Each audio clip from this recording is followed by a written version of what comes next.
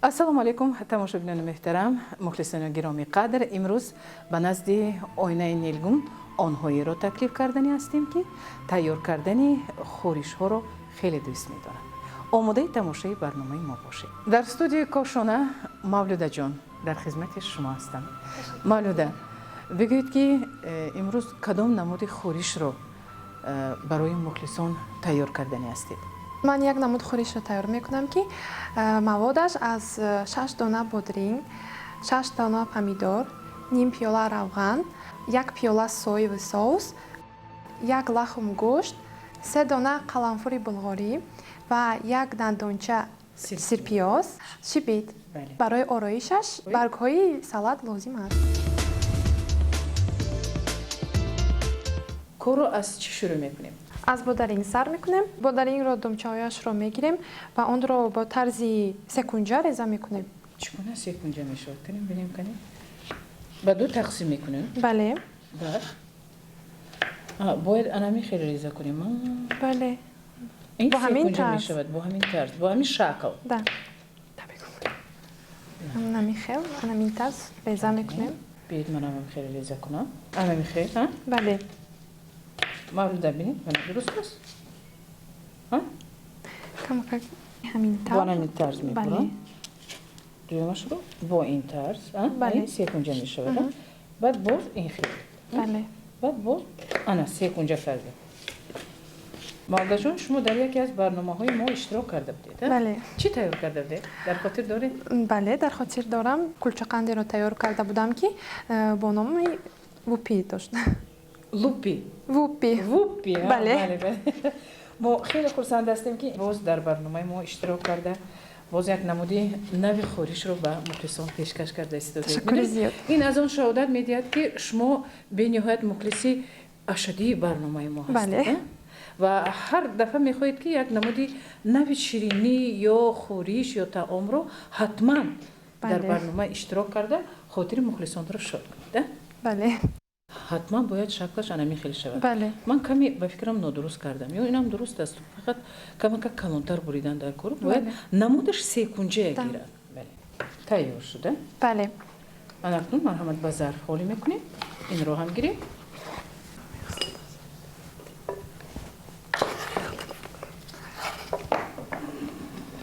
پمیدورا با کدوم شکل؟ پمیدورا هم با همین شکل. با همین شکل؟ بله. سکونجه؟ بله. کنی ریزه کنید من بینم کنید چگونه این سکونجه ریزه میکنید پمیدورا. من همین طرز تیار کردن این خورش رو از کجا آموختید؟ خودم. خودتون؟ بله خودم. آفرین. اینم سکونجه. بله. بله. درونش رو تازه نمیکنیم؟ نه.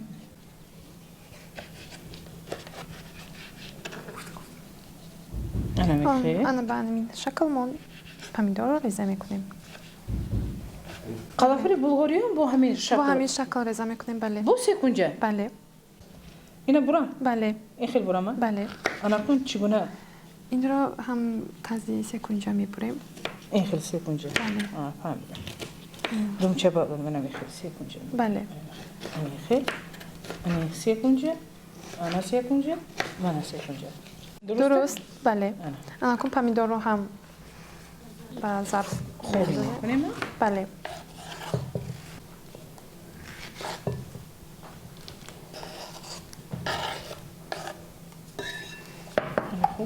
ماده خون ما میدونیم که شما در کالج طبی میخونید و اینجا همشیره شفقت میشوید. بله.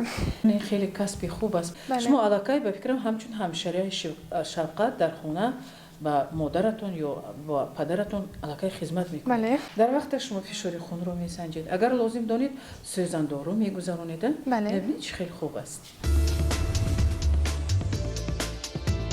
سبزیجات رو ریزه کردیم. اکنون چیکار میکنیم؟ اکنون گوشت رو ریزه میکنیم. ما باید گوشت رو بریان کنیم. بله. نباشد من تفتون رو گرم کنم.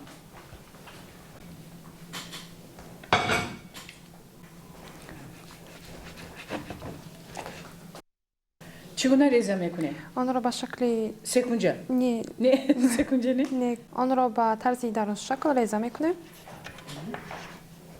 برای ما گوشت زیاد لازم نیست. نه.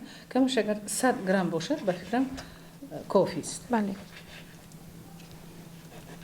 اهمیت تماشابینان عزیز، ما باید گوشت را با همین طرز ریزه کنیم.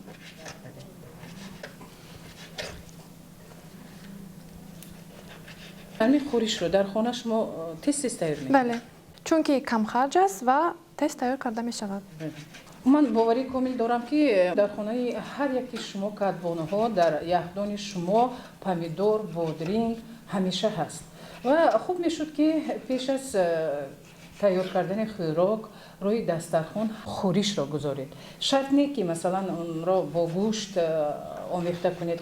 اگر همین سبزیجات باشد و مثلا من همین خیلی برگ‌های سالاد، برگ‌های خوریش و بادرینگ پمیدور باشد، میدونید این هم اشتها آور است، هم روی دسترخوان شما رو خیلی آرام میکنه. تمام نمی‌مالده جان. بله.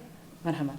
من گوشت رو میده ریزه کردیم. من اکنون چیکار میکنیم؟ من اکنون روغن رو گرفته. روغنی رستنی ها؟ بله. روغن را به تابه ریخته گوشت را بیرون میکنیم. خیلی.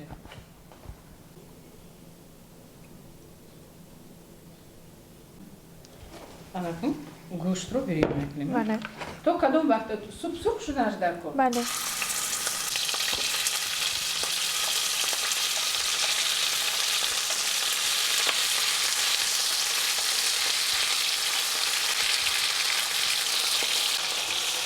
تو سرخ شده نمیمونیم ها؟ بله. اما طرفا باید سرخ شود. بله. اکنون سرپیاز رو میده ریزه میکنیم. کابوتی لازم است. ریزه کردن لازم است. بله لازم. ریزه کنم من نباید. بله. تو تیار شدنشون میده ریزه کردن در کار یا کلون. نه میده.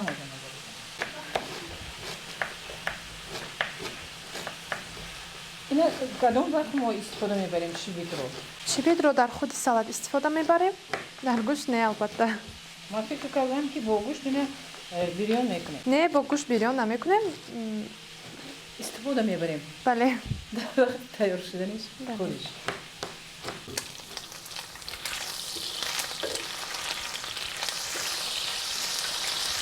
گوشت رو هم بله گوشت سرخ شد. اکنون سرپیاز رو هم همراه میکنیم.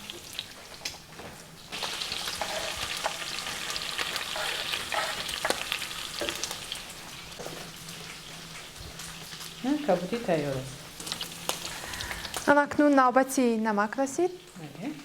آن را ما اینجا نمک مقرری را استفاده نبرده ما. بله. نمک بحری را. گوشت و سرپیاز سرخ شد. اکنون محلول سویا را همراه میکنیم. مشروب باز آمیخته میکنیم. بله.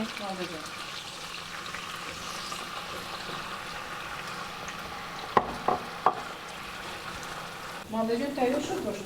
بله گوشت تیار است. بله. اکنون ظرف را میدیم. بود؟ چی بود؟ برگی خوریش. بله. ما میتوانیم اگر برگ چو میده باشه تو ریزه کرده بدنونی خوریش هم اندازه میشود. بله. چون که این هم تماش رو خوب میکند. باید هر یک کدبانو یک اختراعکار باشد. اگر هر یک کدبانو با اختراعکاری با فانتزی خود دسترخوان رو آرا دهد یا خوریش رو تیار کند و بسیار یک نمودش اشتها آور می شود و باوری کامل دارم که به تمام اهل آینه هم خوش می آید. بله. هر یک برگی همین سالاد رو باید الوهیدگی در آب روان باید تازه شویم. شاید در مغز آنها ریگ میدهچه ها پیدا شود. برای همین هم این رو همیشه کوشش کنیدون همه طرفه تازه در تگ آب روان شوید. اکنون گوشت رو با محلول سویا آمیخته کرده با خوریش همراه میکنیم. در اینجا هم روغن و هم محلول سویا. بله.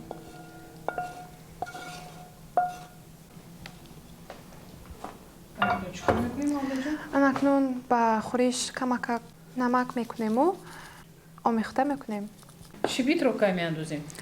شیبیت رو در آخر. بله. همش رو آمیخته میکنیم بعد شیبیت رو استفاده میکنیم. بله. اکنون شیبیت و برگ سالادی که ما اینجا زیادی موند اون رو میده ریزه کردیم. بله.